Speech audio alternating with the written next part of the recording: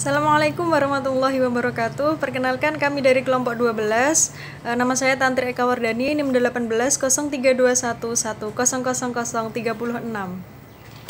Perkenalkan, nama saya Felina Batari Sojana, NIM 90 dari angkatan 18. Saya Nur Afni Septiana Devi, NIM 104 dari kelas A.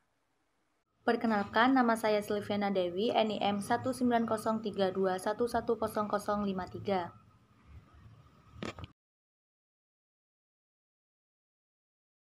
Baik, yang pertama saya akan menjelaskan mengenai data input. Untuk data input sendiri, di sini kami menggunakan komoditas kedelai, di mana data inputnya terdapat produksi kedelai, luas lahan, modal, dan juga tenaga kerja. Kemudian data input tersebut kami lakukan analisis dengan menggunakan SPSS yang kemudian keluarlah data output sebagai berikut. Setelah data output keluar, kami akan melakukan interpretasi data tersebut.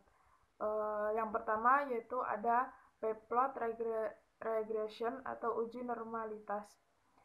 Syaratnya terdistribusi normal jika data mengikuti garis diagonal.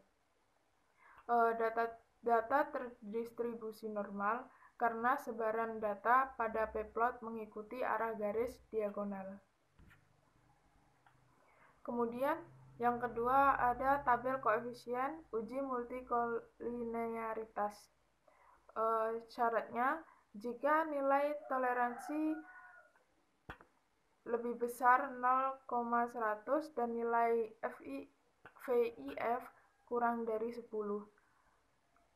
maka data dinyatakan tidak terjadi gejala multikolinearitas. Berdasarkan data tersebut, kami menemukan hasil yaitu nilai toleransi dari data nilai toleransi lebih besar 0,100 dan nilai VIF yang sebesar kurang dari 10, sehingga dapat dinyatakan bahwa tidak terjadi gejala multikolinearitas. Pada tabel koefisien uji T parsial berdasarkan nilai SIK terdapat syarat, yaitu jika nilai SIK kurang dari 0,05 maka variabel X berpengaruh secara parsial terhadap variabel Y. Berdasarkan output didapatkan bahwa variabel luas lahan memiliki nilai SIK sebesar 0,001, yaitu kurang dari 0,05, sehingga variabel luas lahan berpengaruh secara parsial terhadap variabel produksi kedelai. Yang kedua yaitu variabel modal memiliki nilai SIK sebesar 0,00, yaitu kurang dari 0,05, sehingga variabel modal berpengaruh secara parsial terhadap variabel produksi kedelai. Yang ketiga yaitu variabel tenaga kerja. Pada variabel tenaga kerja ini memiliki nilai SIK sebesar 0,339 yang lebih besar dari 0,05, sehingga variabel tenaga kerja secara parsial tidak berpengaruh terhadap variabel produksi kedelai. Syarat yang kedua yaitu jika T hitung lebih dari T tabel, maka artinya variabel X secara parsial berpengaruh terhadap variabel Y. Diketahui T tabelnya sama dengan 2,119. Nilai T hitung luas lahan sebesar 4,113, yang lebih besar nilai T tabel sebesar 2,119, sehingga variabel luas lahan berpengaruh secara parsial terhadap variabel produksi kedelai. Yang kedua yaitu nilai T hitung modal sebesar 6,232, yaitu lebih besar dari nilai T tabel sebesar 2,119, sehingga variabel modal berpengaruh secara parsial terhadap variabel produksi kedelai. Yang ketiga yaitu nilai T hitung tenaga kerja sebesar 0,986, yaitu lebih kecil dari nilai T tabel sebesar 2,119, sehingga variabel tenaga kerja tidak berpengaruh secara parsial terhadap variabel produksi kedelai. Pada uji heteroskedasitas scatter plots terdapat syarat yaitu jika tidak ada pola yang jelas pada gambar scatter plot dan titik menyebar di atas dan di bawah angka 0 pada sumbu Y, maka dinyatakan bahwa tidak terjadi heteroskedasitas. Berdasarkan output scatter plots dapat disimpulkan bahwa tidak terjadi gejala heteroskedasitas karena sebaran datanya menyebar dan tidak membentuk sebuah pola. Pada tabel summary uji autokorelasi Darwin-Watson terdapat syarat tidak terdapat gejala autokorelasi jika nilai Darwin-Watson terletak di antara DU sampai 4 min DU. Diketahui Darwin-Watsonnya yaitu 1,509. Syaratnya yaitu 4 min DU. 4 dikurangi DU-nya diketahui yaitu sebesar 1,6763.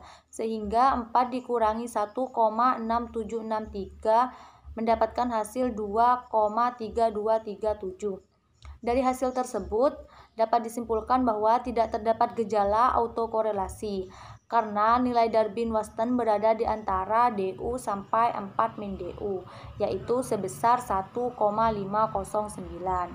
Berdasarkan nilai R-square dapat disimpulkan bahwa persentase pengaruh variabel tenaga kerja dan lahan secara bersamaan terhadap variabel produksi kedelai sebesar 97,2% dan sisanya dijelaskan oleh beberapa faktor lain di luar data.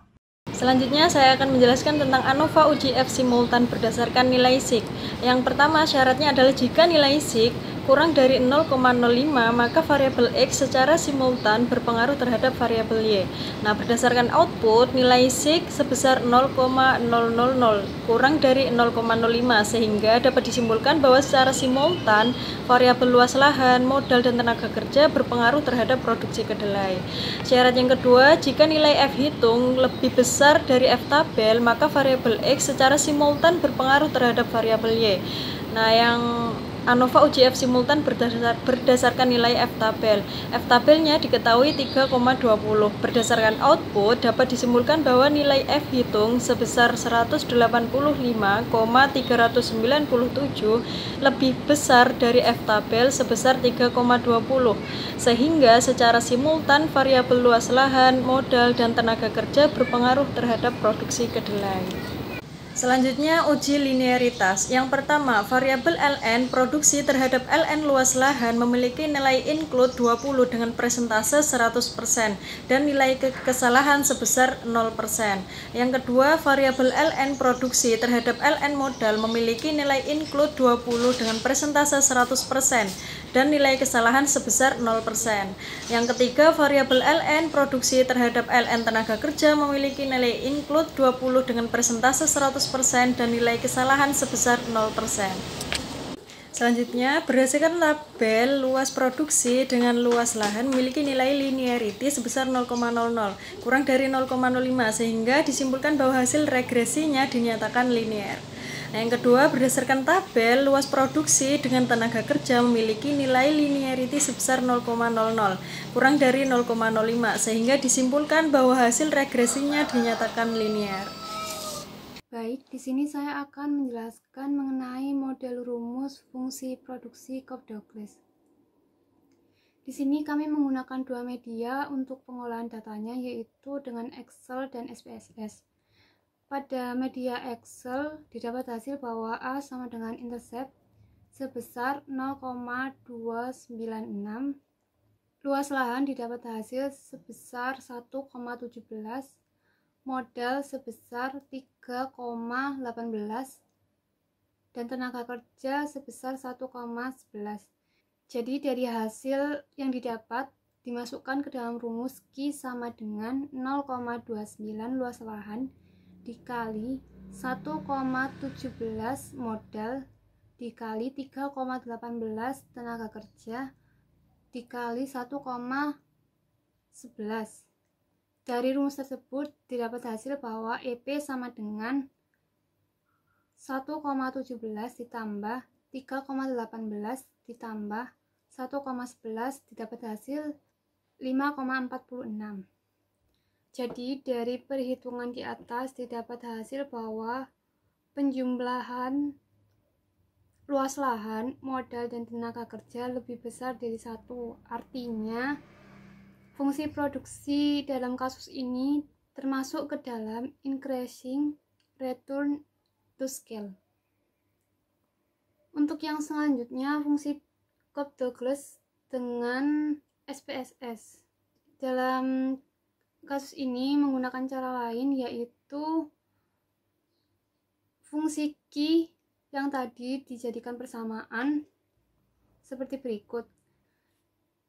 Ln produksi sama dengan alfa ditambah beta 1 tenaga kerja ditambah beta 2 modal ditambah beta 3 luas lahan sama dengan 3,672 ditambah 0,95 Ln tenaga kerja ditambah 0,819 Ln modal ditambah 0,497 luas lahan. Angka-angka tersebut dilihat dari tabel koefisien dari output SPSS. Dilihat nilai betanya. Dari persamaan tersebut didapat interpretasi sebagai berikut. Yang pertama, apabila variabel independen tenaga kerja, modal, dan luas lahan dianggap konstan, maka output produksi akan bertambah sebesar 3,672. Yang kedua yaitu besarnya koefisien regresi tenaga kerja sebesar 0,95.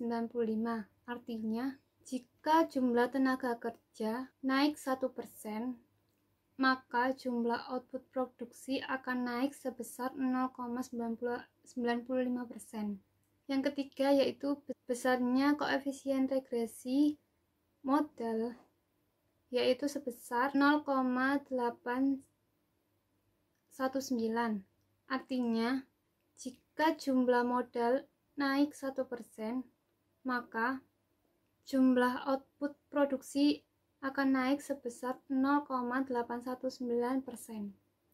Yang keempat yaitu besarnya koefisien variabel luas lahan sebesar 0,497. Artinya, jika jumlah luas lahan naik 1%, maka jumlah output produksi akan naik sebesar 0,497%. Elastisitas faktor input. Pada tabel berikut didapat variabel dan konstanta yaitu tenaga kerja, modal, luas lahan,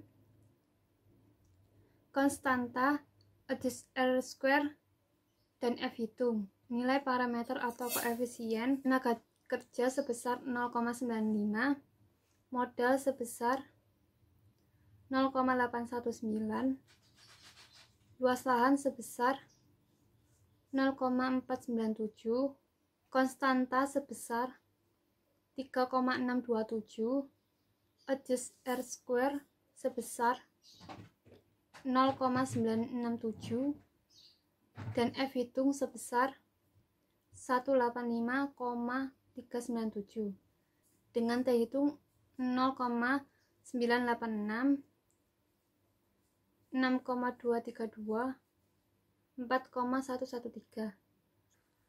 Angka-angka dari nilai parameter atau koefisien dan T hitung dari modal, tenaga kerja, dan luas lahan ini didapat dari tabel koefisien pada output SPSS. Lalu nilai adjust R dan F hitung didapat dari model summary dari output SPSS. Dilihat dari parameternya, didapat hasil bahwa modal, tenaga kerja, dan luas lahan bersifat inelastis. Pada tabel di atas dapat diinterpretasikan sebagai berikut. Pengaruh variabel input tenaga kerja, modal, dan luas lahan pada produksi kedelai. Pengaruh variabel input tenaga kerja, modal, dan luas lahan bersifat inelastis, yaitu EI kurang dari 1. Dalam kata lain, penggunaan input sudah berada pada kondisi kurang menguntungkan, atau bisa disebut dengan decreasing return to scale. Baik, mungkin itu saja yang bisa kelompok kami sampaikan mengenai fungsi produksi Cobb-Douglas di komoditas kedelai. Apabila ada salah kata, kami mohon maaf. Wassalamualaikum warahmatullahi wabarakatuh.